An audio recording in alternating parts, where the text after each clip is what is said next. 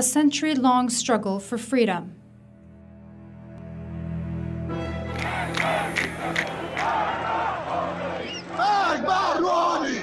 The recent uprising in Iran, which demonstrated the Iranian people's rejection of the ruling theocracy, has its roots in a century of struggle for freedom in Iran.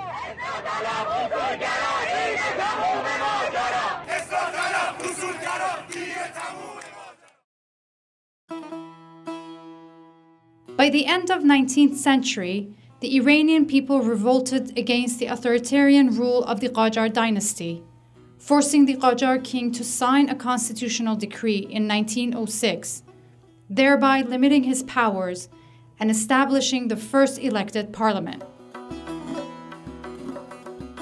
The constitutional revolution was subsequently derailed by domestic enemies of democracy who joined forces with foreign powers. Pro-democracy leaders across Iran, such as Sattar Khan and Baqir Khan in the northwest, Mirza Kuchek Khan in the north, and others, rebelled against the authoritarian rule of the monarchy, but were suppressed.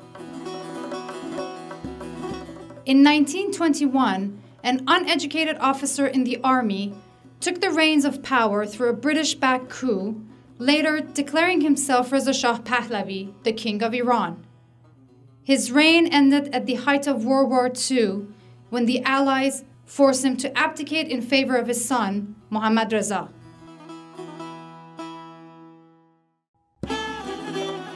In the late 1940s, a popular and widely respected member of parliament, Dr. Mohammad Mossadegh, became the voice of the nation's aspirations to nationalize Iran's oil industry and was elected as prime minister in 1951.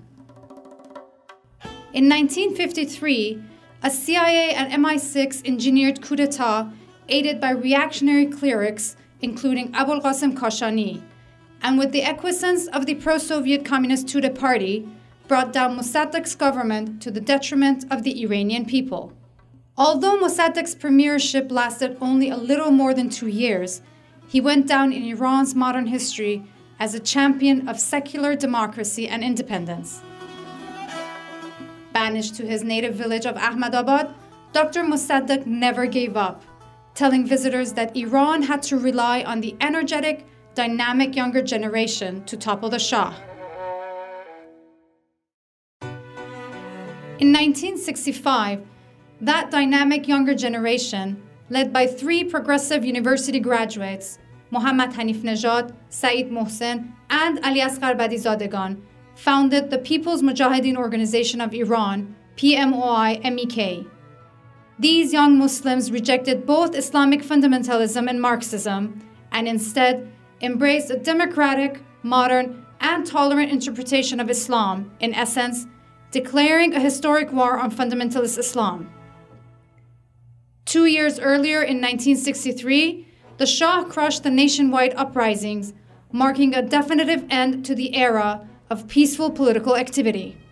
From 1963 to 1979, the Shah's secret police Savak grew to symbolize the monarchic dictatorship, characterized by the royal court's corruption, one-party rule, suppression of dissent, and torture and execution of dissidents.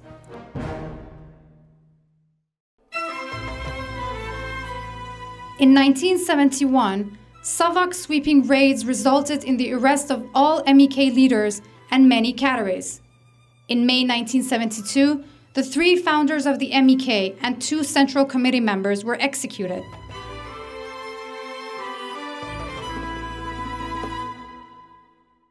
The only surviving member of the leadership was a charismatic young man named Masoud Rajavi.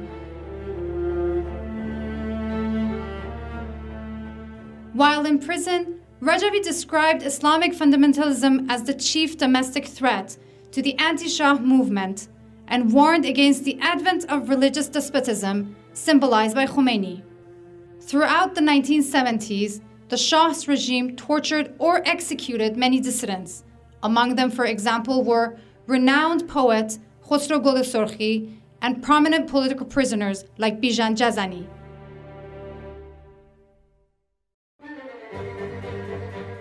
By the end of the decade, millions across the country were voicing their opposition to the monarchy.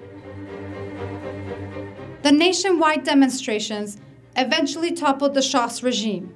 Regrettably, the many years of repression had all but decimated the democratic opposition, enabling an impostor and opportunist like Khomeini and his band of fanatic clerics to usurp the leadership of a popular revolution.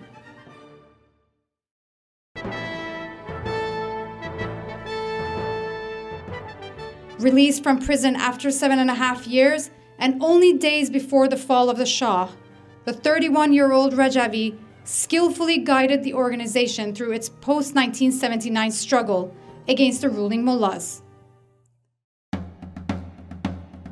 MEK's rejection of clergy dominance and call for democracy, personal freedoms, and rule of law attracted hundreds of thousands of people, especially women and youth, to its rallies. In the span of a few short months, the MEK became Iran's largest organized political opposition. The circulation of its newspaper, Mojahid, reached 500,000, surpassing official dailies. In 1980, Masoud Rajavi announced his candidacy for president, garnering the support of a majority of progressive political groups, especially women and youth.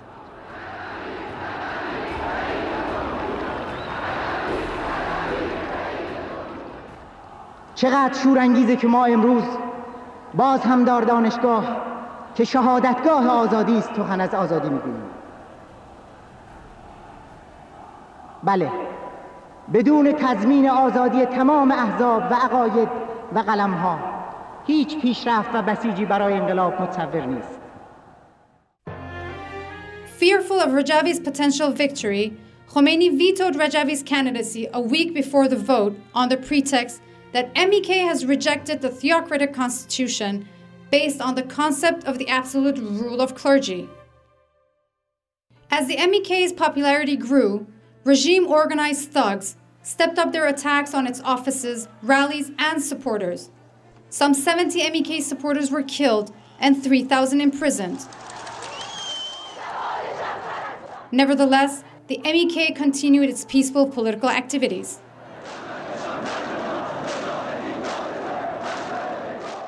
On June 20, 1981, more than 500,000 people turned out in Tehran to protest the emerging dictatorship. On the orders of Khomeini, the Revolutionary Guards opened fire on the peaceful demonstration, killing dozens and wounding hundreds. Thousands were arrested and hundreds summarily executed that same night. The reign of terror had begun.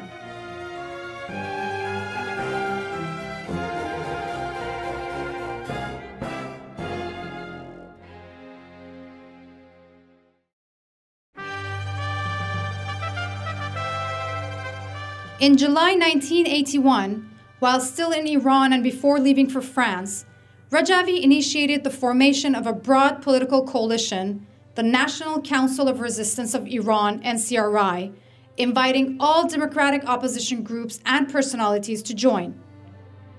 In the 1980s, the NCRI led an international campaign to end the Iran-Iraq War. In 1983, the NCRI proposed a peace plan, later welcomed by the Iraqi government and supported by some 7,000 parliamentarians, government figures, and dignitaries worldwide. In 1986, the French government struck a deal with Tehran to secure the release of French hostages held by Tehran's proxies in Lebanon, forcing Mr. Rajavi to leave France for the Iran-Iraq frontier. In 1987, he formed the All-Volunteer National Liberation Army of Iran, which evolved into a well-trained, formidable, mechanized army which destroyed Khomeini's war machine, forcing him to accept the ceasefire in the Iran-Iraq War. In 1988, Khomeini issued a fatwa ordering the massacre of 30,000 political prisoners, majority of them MEK members and supporters.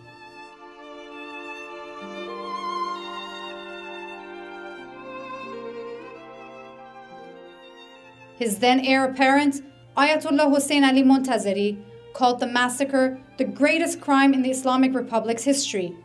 He was immediately sacked.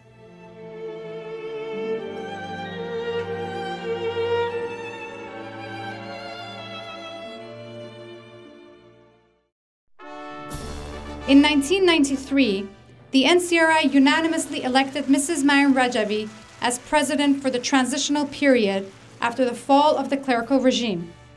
Mrs. Rajavi's task will be to oversee the peaceful transfer of power to the Iranian people through free elections for a national, legislative constituent assembly within 6 months of the mullah's overthrow.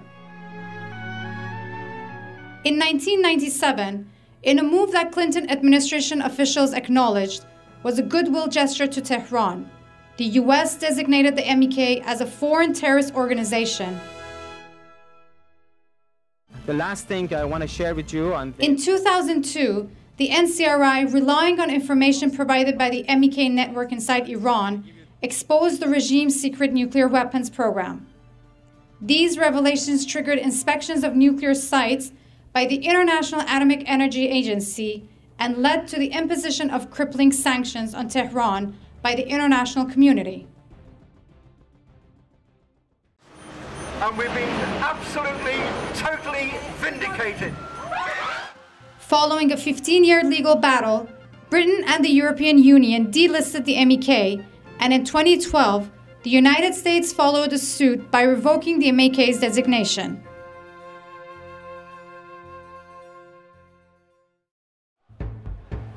In 2009, millions of Iranians, especially women and youth, came out onto the streets of Tehran, demanding an end to the dictatorship.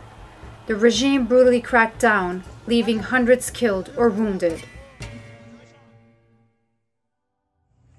In December 2017, mass uprisings broke out in Iran, spreading to 142 cities in a matter of a few days.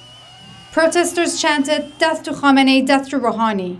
The regime's supreme leader, president, and the Revolutionary Guard's commander-in-chief publicly acknowledged the MEK's role in the protests, which have continued despite heavy repression.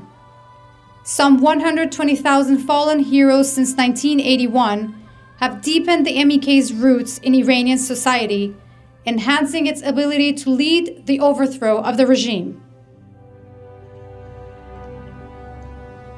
In more than a century since the Constitutional Revolution, and half a century since Dr. Mossadegh's death, neither the Shah nor the mullahs have been able to extinguish the Iranian people's yearning for freedom and human rights as the struggle has reached new heights, bringing the prospects for democracy, independence, and the rule of law in Iran closer than ever.